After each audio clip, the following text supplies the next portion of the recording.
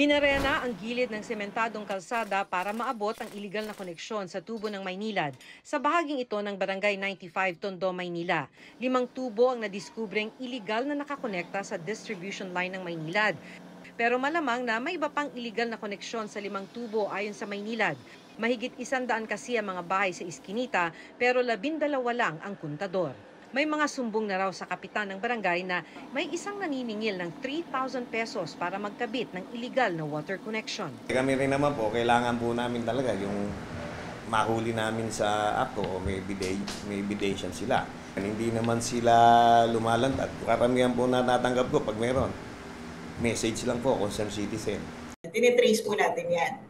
So, hahanapin po natin yan. Siya po yung i-charge natin for the illegality. Nasa 10 illegal connection ang napuputol kada araw ng Anti-Illegal Task Force ng Maynilad. Puspusan yan dahil apektado pati legal na customer. Una, dahil maaaring pasukin ng contaminants o dumi ang binubutas na distribution line. Pangalawa, hihina ang water pressure ng mga legit na customer. Ang tubig gripo ni Lindsay, halimbawa, tuwing alas 12 hanggang alas 4 na lang ng madaling araw. Araw-araw, may trabaho ka sa umaga, tapos magpupuno ka pa ng tubig sa madaling araw. Nakakapagod talaga.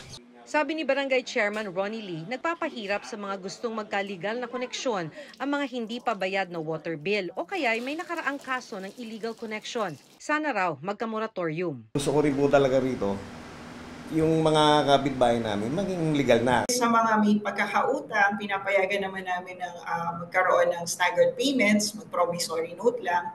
Kaya lang, meron din iba na kapag nag-promissory note, hindi rin po tinutupad. Lumapit lang po sila sa amin at titignan po namin yung sitwasyon. Walang eksaktong detalye kung gaano karaming tubig ang nawawala dahil sa illegal connection. Pero bahagi ito ng 8% na commercial losses o tubig na hindi nasingil ng Maynilad.